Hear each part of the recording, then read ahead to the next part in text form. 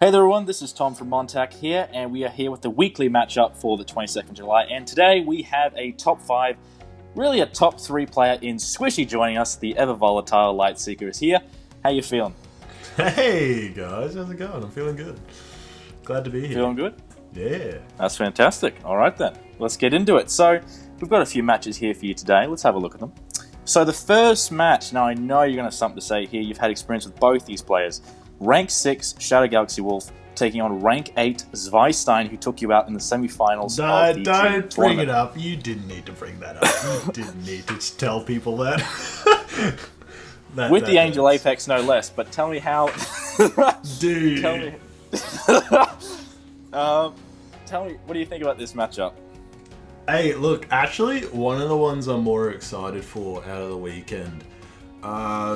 I think Shadow came off not a bad loss, but a rough loss in a match that I feel like Sheila felt she should have won. So I'm hoping that doesn't play into her strategy too much. If she comes in confident and calm, I think she'll be able to take it. Zweistein is obviously a pretty aggressive player, playing his Angels, especially when he goes for that Apex, which hurts my soul to say. But the iron defense of Shadow, I think if she can hold out for long enough and kind of weather the storm a bit, which she's shown that is something she excels in, I think she'll take that. Oh, interesting. It's definitely a very interesting matchup. Really peak offense versus peak defense. Very similar to the output of Misfire, what Zweistein can do. So the real question is he going to stay with Angels, considering they've led him to a couple defeats now? He's actually only gotten 2 defeats in total, so that will be very interesting to see how he handles that. But let's handle the next match. Let's have a look at the next match. We've got Apocalypse versus Dan B. Now, I know you don't have really any experience with Dan B, but you have a little bit of experience with Apocalyptic. You guys, I believe, have you guys played only twice, or have you had a third match yet? I'm not sure. I know we've versed each other at least twice, maybe 3 times. Yeah, as you said, I have a bit of experience with Apocalyptic, but not a lot with Dan B.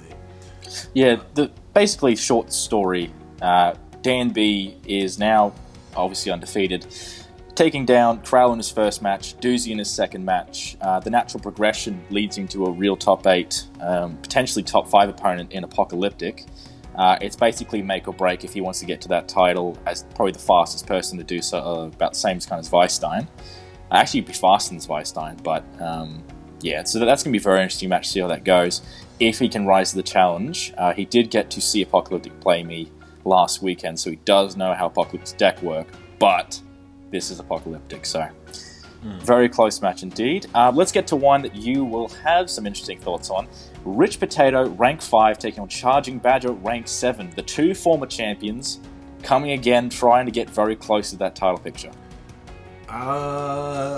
Look, I'm a bit salty over my Rich Potato loss as well. I feel like all of my losses I'm salty about, but I actually think Badger takes the win on this. I think Badger's very flexible in the way he plays, like super flexible, as compared to the way Potato's very good at planning out what he's going to do and making those really big one-turn plays.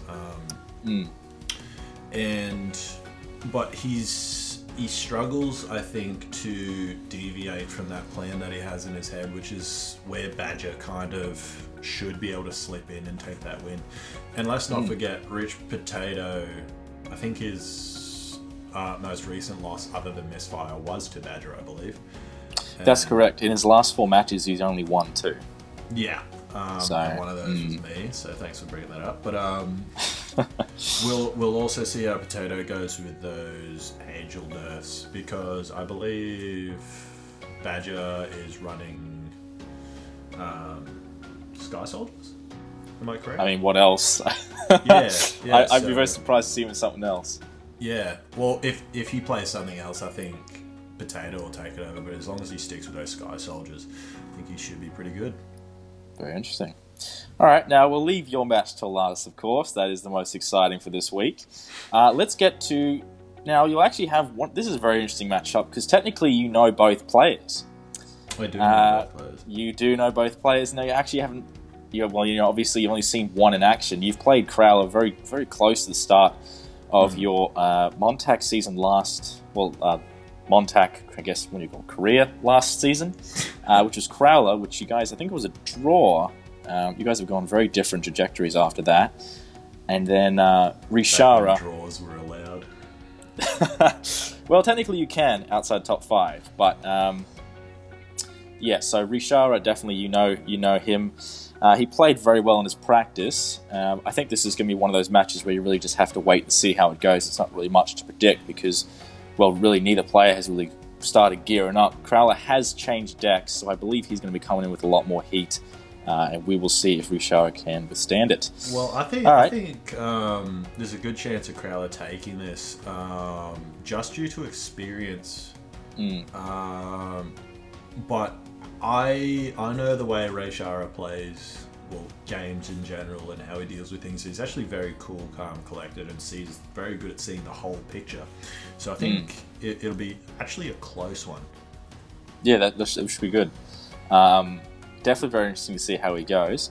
All right, let's get on to a rematch now. Last time they played, so this was rank 17 Wrath, of course, taking a rank 12 Doozy. Last time they played, Wrath got the better of him, but even still, Doozy still maintains that top 12, top 10 position. I know you don't really have much experience with Wrath, of course, but with Doozy, you have had at least one match, I believe. Yeah. They do have very differing styles.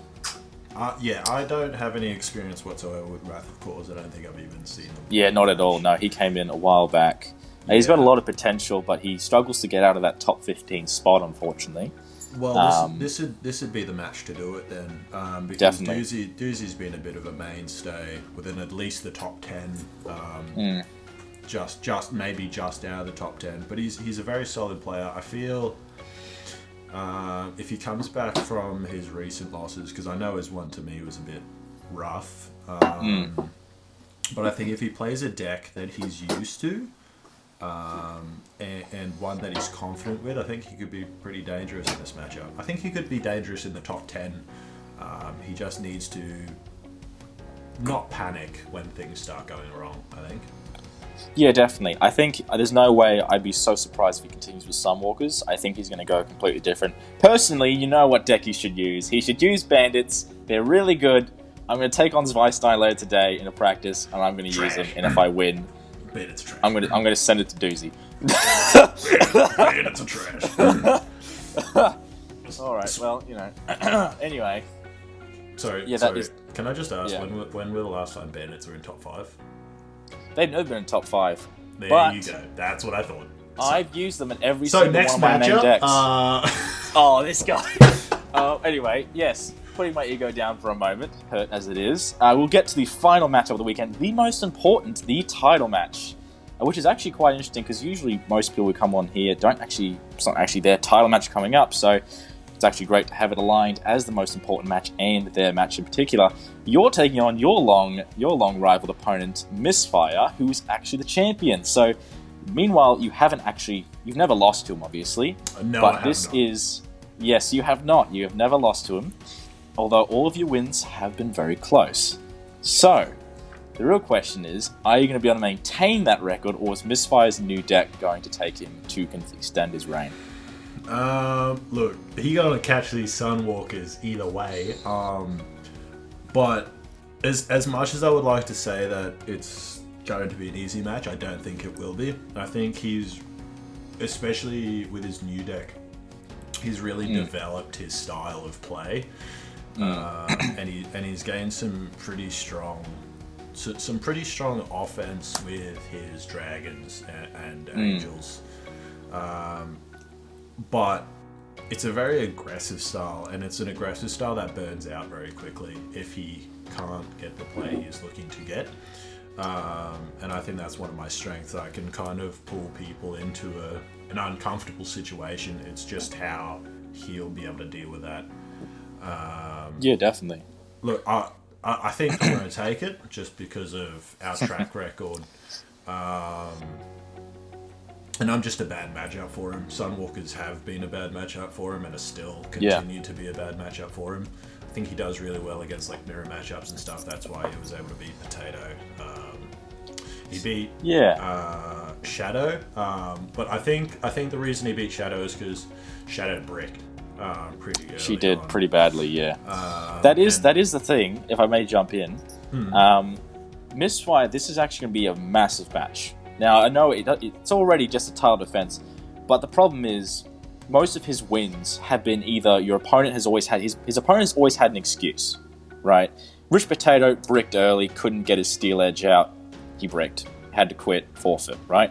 Shadow Galaxy Wolf bricked really early, same thing, couldn't play a lot of stuff, still made a very close match, but the problem is, even though Misfire got through Badger, and that was a great thing for Badger, you could also make the case Badger didn't know that Misfire had a certain, getting that Lamia Gemini right off the bat.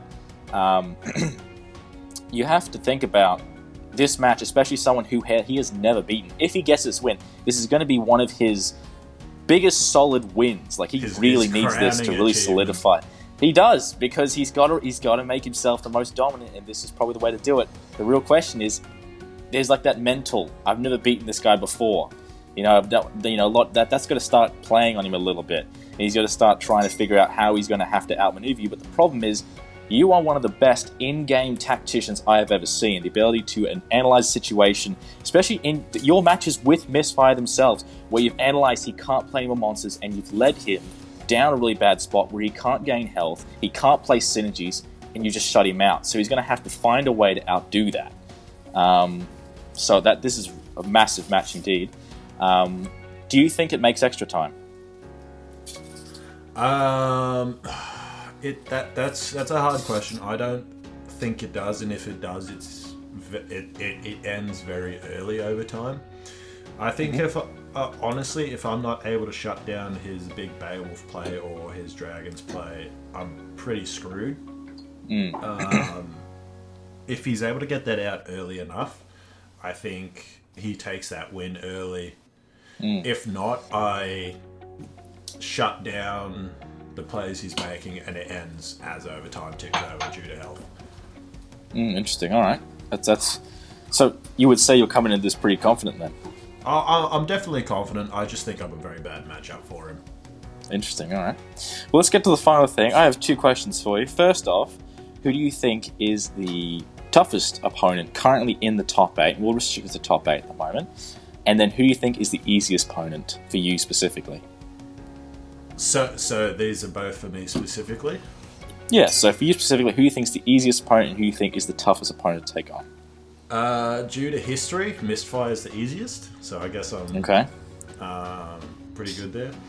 And then who's the hardest? I guess it's a toss-up between Potato and Shadow, actually. Ooh. Because they could be joining you very soon as well. Yeah, I know. See, I'm going for this title, and I'm less scared of the title than I am who's coming after the title afterwards.